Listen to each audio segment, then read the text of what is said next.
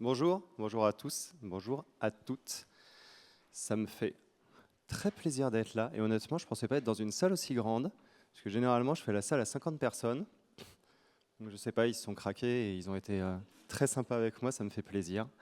Ça fait quelques mois que je n'ai pas parlé sur des sujets DataVis, qui est un sujet que j'aime bien, donc ça me fait d'autant plus plaisir. Cependant, je vais commencer par vous parler d'un sujet moins marrant, mais qui est important pour moi, c'est l'écologie. Alors maintenant, à ce moment-là, vous faites « Ah, on l'a refait ». Donc je vais vous parler maintenant d'écologie. Ouais, ça grince un peu, hein. Je le savais. Pourquoi je vais vous parler d'écologie? Parce que j'ai lu un bouquin, il n'y a pas longtemps, qui s'appelle «L'enfer numérique», et ça me semblait en fait important d'en parler maintenant, parce que je ne pourrais pas en parler ailleurs, en fait. Ce bouquin, il raconte quoi? Il raconte les désastres liés à l'écologie. J'ai retenu quelques chiffres, et je vous promets, je ne vais pas vous saouler longtemps avec ce sujet-là, après on parlera vraiment de DataVis. Mais ça a un lien quand même avec la suite. Il donne des chiffres, des études, des trucs comme ça sur l'impact du numérique sur notre monde. Il y a des chiffres que j'ai retenus qui m'ont marqué. Typiquement, un data center de taille moyenne, liquide, oh, quel jeu de mots, 600 000 mètres cubes d'eau par an. Ce qui me fait marrer quand on nous dit qu'après, il faut faire attention, qu'il y a bientôt plus d'eau et tout ça. En fait, il y en a plein de l'eau. Dans un style qui nous intéresse un peu plus, une voiture, comment ça s'appelle, une voiture autonome génère, j'ai envie de vous poser la question, mais vous êtes tellement nombreux, on va pas passer une demi-heure à ça, génère, combien j'ai noté 25 gigas de données par heure. C'est énorme, 25 gigas. Et scanne aussi, avec leurs petites antennes, elles scannent 1 million de points par seconde. On pourrait pas appeler ça, je me disais ça l'autre fois, de la databésité, vous savez, comme l'infobésité. Genre, il y en a trop à un moment. Pourquoi je vous raconte ça? C'est parce que moi, ma manière de faire, c'est plutôt d'opposer à cette, appelons-la la databésité, une certaine frugalité de la data. C'est-à-dire que dans les travaux que je fais, j'en ai fait plein, juste pour mon délire, honnêtement. Je prends plutôt des petits jeux de données, 5-10 mégas, et franchement, ça peut me durer des années. Donc, il y a un sujet, par exemple, que j'ai traité il y a quelques temps, c'était regarder les dynamiques de discussion dans un forum de discussion, où ça parlait jeux vidéo et LGBT. Je peux vous dire que c'était du lourd. J'ai lu des horreurs. Mais j'ai bossé dessus pendant des années avec, je ne sais pas si Marthe, elle est là. Elle est là ou pas? Ouais, pas là. Avec une amie, on a même gagné un prix de DataVis dessus, c'était cool. Bref, voilà, tout ça pour dire qu'en fait, on peut faire quand même vraiment plein de choses avec pas beaucoup. Il n'y a pas besoin de jouer à celui qui a le plus gros jeu de données, si je puis dire. Du coup, j'ai donné un petit nom à ça. Je me suis dit qu'on pourrait mixer le low-tech et la data et appeler ça du slow data, et que voilà, ça peut faire un terrain de jeu qui est quand même sympa. Fin de la partie écolo, on peut commencer. Du coup, dans tout ce qui est slow data, vous verrez que j'ai un accent anglais assez mauvais, je vais vous raconter l'histoire de cette DataVis. Alors déjà, on va commencer par un petit questionnaire. Qui, là-dedans, voit un disque vinyle? Levez bien haut la main. Ouais, hein. On me le dit toujours. Ça représente des données que j'ai récupérées sur moi, ce qu'on appelle du Quantified Self, pendant 1 an, en 2016, année de la... C'était ma première fille avait 1 an, en fait. Et je dis ça pourquoi? Parce qu'on voit des choses en rapport avec elle là-dessus. En noir, donc ça représente, du centre vers l'extérieur, ça représente des journées. Donc il y a 365 jours, 365 cercles. En noir, c'est les moments où je dors. En orange, c'est les moments où je bosse. En blanc, c'est le reste. On voit déjà des choses, je trouve, intéressantes. C'est-à-dire qu'en dans le noir, on voit qu'il y a du blanc. C'est le moment où je suis dans mon salon en train de bercer ma fille pour qu'elle s'endorme. Des fois, il y a des grands blancs parce qu'en fait, à un moment, je marche sur un papier plastique et puis du coup, ça la réveille. Cette vise est cool. Je l'aime bien, je l'ai beaucoup aimé pendant des années. Et puis un jour, je discutais avec du coup Marthe Vialet, mais qui n'est pas là, j'ai l'impression, ce qui est dommage. Si vous je parle d'elle parce qu'en fait, elle a bossé sur l'expo qui est à l'entrée et que je vous invite à aller voir parce qu'il y a des trucs assez ouf, une expo de DataVis. Bref, je discutais avec Marthe et elle me disait c'est cool ton truc, mais pourquoi tu le refais pas? Regarde, Kirel Benzi a fait des vis circulaires comme ça, un peu sur ce genre-là, qui sont... mais Kirel Benzi, c'est un mec... il est haut comme ça, il fait du data art et compagnie, et c'est hyper cool ce qu'il fait. Donc j'ai fait OK, vas-y, change accepted, why not. Donc je vais un peu vous parler de tout ça, de comment j'ai visité des data viz. Ah Marthe, coucou, je parlais de toi. Bah oui. Alors, mesdames, messieurs, Marthe Vialet, vous pouvez l'applaudir. Je vous invite à aller lui parler, donc elle sera certainement pendant pas mal de temps à l'expo qui est à l'entrée. Je l'ai regardé, il y a des trucs qui défoncent. Putain, Karim Douieb, un truc de ouf. Bah ouais, incroyable. Bref, je refais pas l'intro pour toi, désolé. J'avais tellement envie de te mettre l'affiche quand tu arrives, c'est parfait. Donc, je reviens sur la data viz que j'ai fait avant. On peut même revenir un petit peu dessus. En fait, ce qu'on voit, c'est les moments où j'ai fait des choses, mais ce qu'on ne voit pas, c'est les moments où je n'ai rien fait. Alors, je ne veux pas dire que bercer ma fille, c'est rien faire, mais c'est-à-dire que c'est une donnée qui n'est pas représentée. Elle est représentée par le vide, et donc ce que j'avais envie de faire, c'était de la représenter par quelque chose. Donc ce que j'ai fait, ouais, c'est bon. Ce que j'ai fait, c'est que j'ai codé avec mes petits doigts de codeur, en Python, on appelle ça, et j'ai, à partir du jeu de données initial, donc comme je vous le disais, c'était 365 lignes dans un fichier, dans un spreadsheet. J'ai tout reparsé, j'ai tout recalculé en Python, par pas de 5 minutes, pour savoir ce que j'avais fait à chaque 5 minutes, du début à la fin. Ce qui m'a permis de générer les vides, en fait, et de générer d'autres moments qu'après, moi, j'avais aussi notés, genre des siestes, des insomnies et tout ça. C'est là que le jeu commence. Donc déjà, rendre visibles les choses. Voilà, à droite, vous voyez ce que j'avais fait avant. À gauche, vous voyez ce que j'ai fait maintenant. Ce qui a avancé là-dessus, on voit pas mal de choses. En blanc, alors cette fois, j'ai mis en blanc les moments où je dors. On pourrait dire que ça fait des nuits blanches, mais ça n'a rien à voir. En beige, c'est les moments où je bosse. Et puis j'ai commencé à représenter tout ce qui manquait. C'est-à-dire qu'il y a les moments où, entre guillemets, je ne fais rien, qui sont en gris. Il y a les moments, bon, je vais appeler ça des moments d'insomnie, mais bon, c'est pas vraiment une insomnie. Enfin, peut-être qu'il y en a, mais c'est le moment où de nuit, je ne suis pas en train de dormir, qui sont en rouge. Et les moments en bleu sont les moments où, du coup, je fais des siestes parce que je suis claqué. C'est plutôt cool. Et à partir de là, je me suis dit, moi, ce que j'ai envie, c'est de faire apparaître, en fait, ce qui... tous ces moments un peu particuliers, c'est-à-dire que le boulot, dormir et quand je fais rien, on s'en fout. Mais ce qui est important pour moi, c'est de voir s'il y a une manière de faire apparaître ces moments de sieste et ces moments d'insomnie. Donc j'ai continué à travailler. Je fais une deuxième version qui est un peu barrée, je trouve, avec ces gros cercles, on dirait vraiment des gros tubes, que j'aimais bien aussi, mais il y a quelque chose qui ne me satisfaisait pas, peut-être parce qu'il y avait des gros tubes aussi tout au centre. Finalement, c'est beaucoup de choses qui se superposent et j'ai trouvé ça pas... J'avais envie d'aller plus loin. Donc j'ai testé un troisième truc. Là, je suis parti sur une vue un peu plus représentative, un peu plus abstraite, c'est-à-dire que le fond, je l'ai codé différemment de ce qui était important pour moi, donc comme je le disais, le sieste et les insomnies, et j'ai fait un machin qui donne globalement en fait une toile de fond, comme si j'avais peint pour donner une impression. Cette vise, elle donne une impression, donc on voit que j'ai fait des siestes pendant le boulot, peut-être le week-end aussi, mais finalement on s'en fiche, et qu'il y a toujours les insomnies. Du coup, j'aime bien cette vise parce qu'elle sert mon message et que des fois, la data vise, c'est un peu ça qui est important, c'est de transmettre un message et pas forcément de représenter des données hyper précises. Je fais une parenthèse, ça fait longtemps que je n'avais pas regardé, je vous avais pas regardé, vous, public, et vous êtes encore plus nombreux. Ça me fait plaisir. Donc voilà pour cette partie un peu exploratoire où c'était comment faire mieux que la vise initiale. Après, je me suis dit, comment est-ce que je pourrais représenter la masse, la big picture, un petit peu de toutes les données, c'est-à-dire voir des masses, est-ce que j'ai beaucoup dormi, est-ce que j'ai plus dormi que fait des insomnies, etc., etc. Alors là, attention les yeux, ça va être beaucoup moins joli. Ouais. Alors on voit pas bien les contrastes, c'est ce qui me semblait, tant pis. Donc là, c'est une vue temporelle, encore. De gauche à droite, on est sur une journée, minuit, 24 heures, de haut en bas. On est de juillet 2016 à juillet 2017, toujours par pas de 5 minutes. On voit ce qui s'est passé, mais franchement, je la trouve tellement moche, cette vise, que je me suis dit que j'allais tester d'autres choses. Cela dit, elle fonctionne en fait, mais on ne voit pas les rapports de masse. Donc j'ai testé d'autres choses, j'ai testé quelque chose de circulaire. Je trouvais ça joli, on a l'impression de regarder, je sais pas, un trou noir quelque chose comme ça.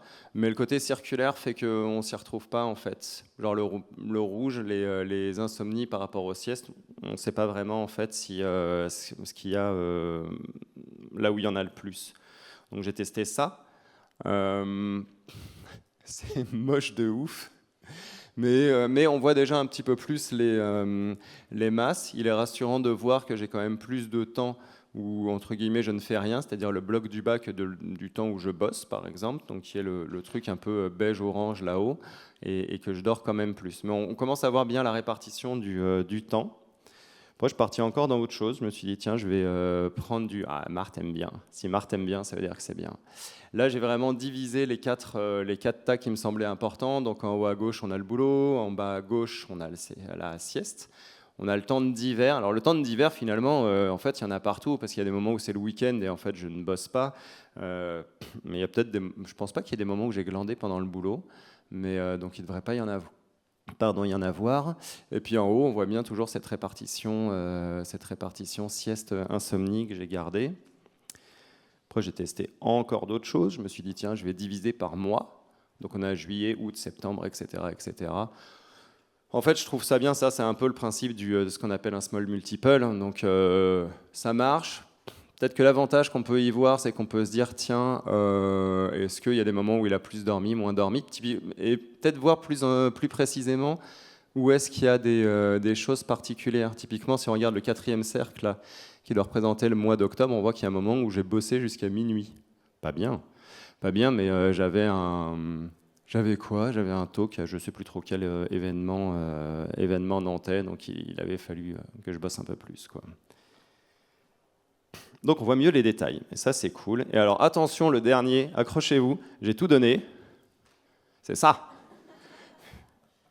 Quand j'ai vu ça, je me suis dit, mais putain, je suis descendu tellement bas, en fait, c'est pas possible, quoi. Bon, bah voilà, un bar chart. Finalement, des fois, un bar chart pour représenter les rapports de masse, c'est quand même pas mal.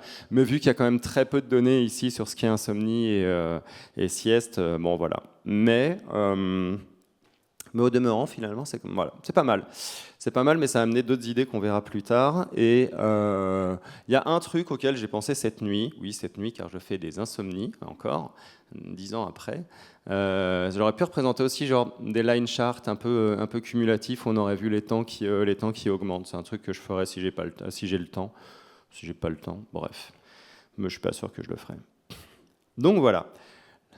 Et là, on arrive au moment où ça va être marrant, c'est-à-dire que là, j'ai mis toute ma créativité pour faire n'importe quoi et essayer de représenter des trucs jolis. À noter que ce qui est à droite, c'est une datavis que j'ai moi-même produite, qui représente globalement du son. Je crois que de gauche à droite, c'est le temps, de haut en bas, ça doit être des plages de fréquences, et après, j'ai fait un effet sur les traits pour les tourner et mettre des couleurs différentes selon l'intensité du son. Voilà, un petit effet paille, peau de bête, un truc comme ça. Donc j'ai expérimenté. L'idée, voilà, c'est de donner un feeling de quelque chose. On ne va plus honnêtement être dans de la représentation précise, ce qui de toute façon, comme vous l'avez vu, n'est pas hyper mon délire, mais on va plutôt essayer de jouer sur l'esthétique pour donner une impression. Je suis sûr que Marthe, à ce moment-là, dira « Ouais, j'ai hâte de voir tout ce qu'il a fait. » Donc j'ai commencé par ça, une sorte de petit effet cotonneux.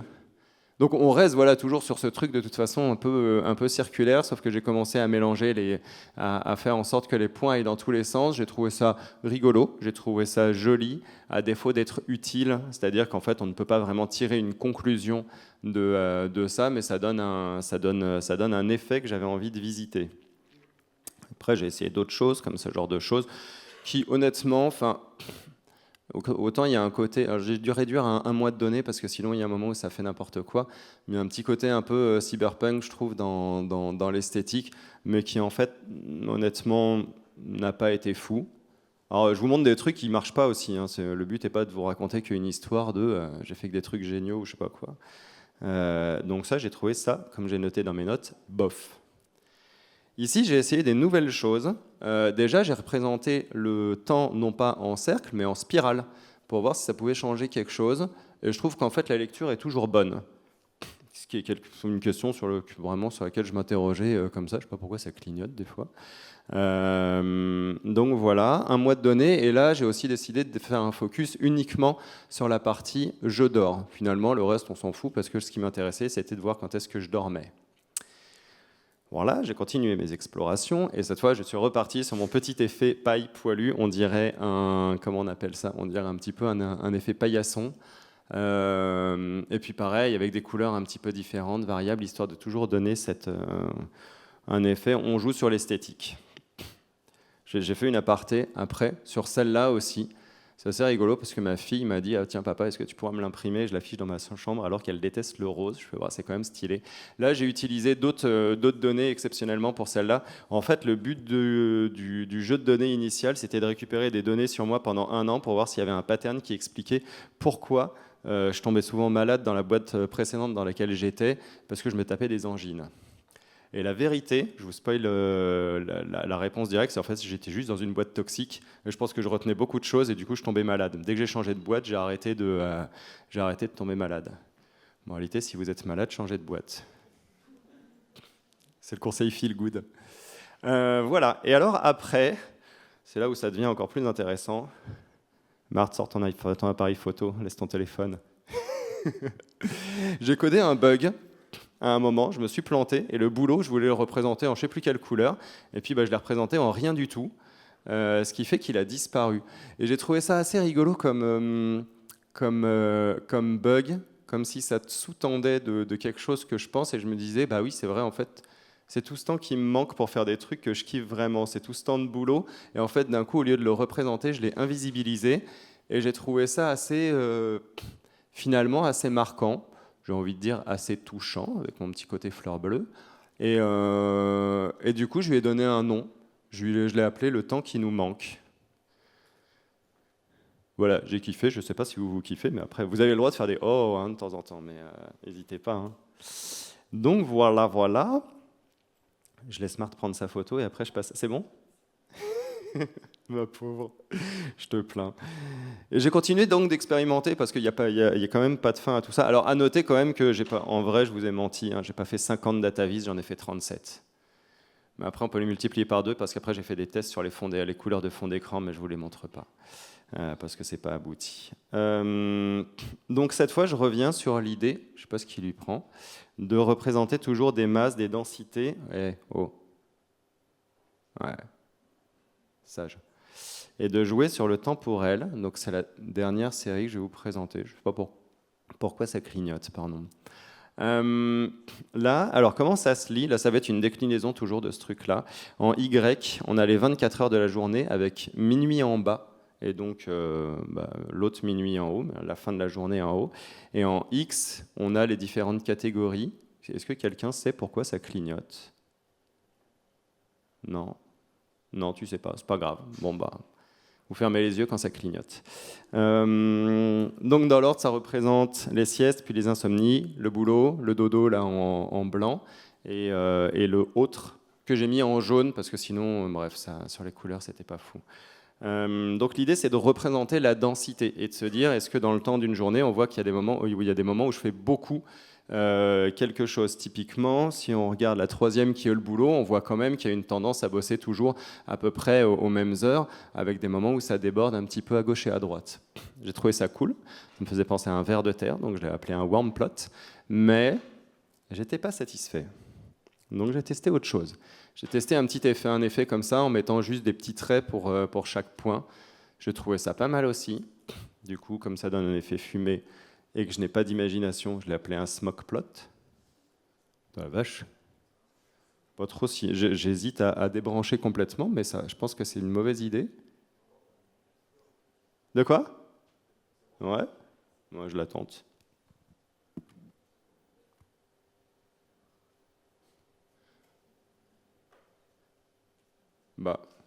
Ça s'est calmé. Bon, ok, on va le faire vite tant que ça tient. Non, ça tient pas du tout. Vous vous dites que c'est comme un film dans les années 50, ça clignote un peu. J'ai testé cet effet-là, donc maintenant, pareil, un peu plus gros, un peu plus poilu, et qui je trouve, sert toujours un petit peu ce discours de ce que je voulais faire, de représenter des densités, comme ça ressemble à une fourrure, hein, je l'ai appelé un fur plot. Et puis là, je me suis dit, c'est cool, mais vraiment, la verticale, en fait, on comprend rien. Je ne sais pas pourquoi j'ai représenté le temps de haut en bas ou de bas en haut. Même moi, j'ai dû regarder dans mon code à un moment pour comprendre. Donc finalement, je l'ai balancé de gauche à droite. Et ça me semble quand même beaucoup mieux. Et puis, j'ai quand même continué, parce que ça ne s'agirait pas de s'arrêter. À un moment, en fait, je suis tombé sur une vis. Comment on appelle ça? On en parlait l'autre fois. Un swarm plot, il me semble, où on met plein de bulles et tout ça. Je me suis dit, tiens, je vais mettre plein de bulles aussi. Et j'ai fait ça, mais c'est bien, mais en fait, je préfère quand même le fur plot en question. Mais dans le doute, je l'ai quand même appelé un bubble plot. Et ouais, je suis assez dans mes idées de nom. Et alors, je vais quand même vous montrer le dernier, parce que le dernier, je l'aime bien. En fait, à un moment, j'ai essayé de coder un truc là-dedans. Je voulais essayer de faire une répartition un peu de haut en bas pour voir des densités différemment. Et puis, en fait, j'ai codé n'importe quoi. Et alors là, attention. Tac. Je l'appelais un rainy plot. C'est parti dans tous les sens. Et en fait, je crois que j'aime beaucoup quand même cette vise, parce qu'il y a ce côté où on voit quand même en fait où est-ce que les données entre guillemets se mélangent. C'est-à-dire qu'on voit qu'il y a vraiment à gauche, qu'il y a vraiment des moments où j'ai eu des insomnies pendant la journée, enfin pendant la nuit, ce qui est normal, c'est le principe d'une insomnie. Mais on voit aussi tous ces moments où j'ai dû faire des siestes pendant le boulot ou pas pendant le boulot parce que j'étais crevé. Et puis il y a quand même toujours ce côté un petit peu joli, un petit peu esthétique que je recherchais. Et pour un talk pas préparé, je suis globalement dans les temps.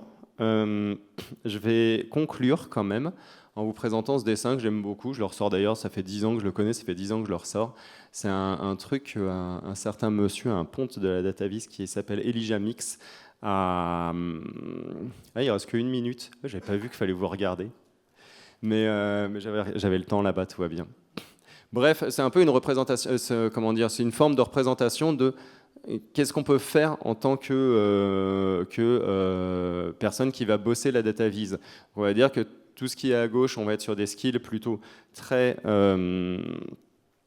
analytiques. On va être dans le fichier Excel, dans des trucs un peu barbants, mais qui permettent d'avoir au moins des retours et d'agir directement. Et à droite, on va être plutôt dans tout ce qui est artistique, journalistique. On va être plutôt là pour donner une esthétique, pour représenter, pour donner une émotion, pour transmettre des choses.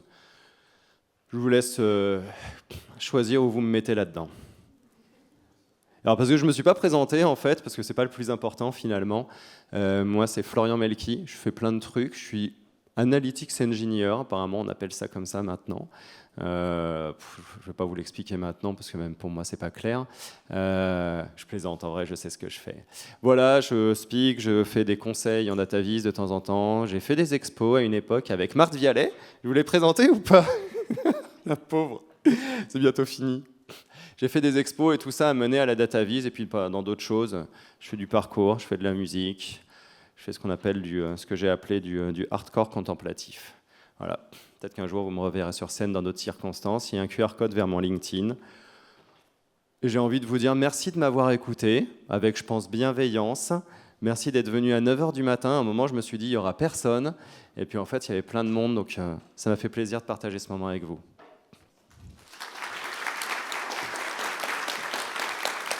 Merci.